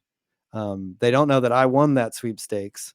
And there's a scene during a raptor motorcycle and a motorcycle chase with the Trossoraptors through the streets of Malta, in which a rogue Allosaurus breaks free of its constraints and eats a man off of a Segway very quickly in the background. That man is me. Wow.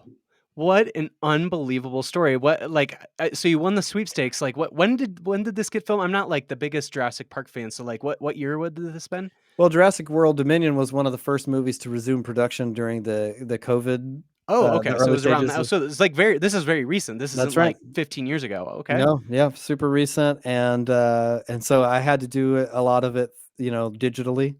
But Yeah, they're. is it all like special effects stuff or did you like was there some sort of like animatronic dinosaur that like I wish I could say there was engulfed an you? animatronic, but no, unfortunately, I posed on a Segway in front of a green screen, and the rest is movie magic. Uh, Wow. but yeah, an unbelievable story. Wow. Jeez. I mean, if you weren't famous from that, then certainly you're not going to be famous for anything else, including Exactly. making hardcore music. This is my last chance. This is my last chance at notoriety.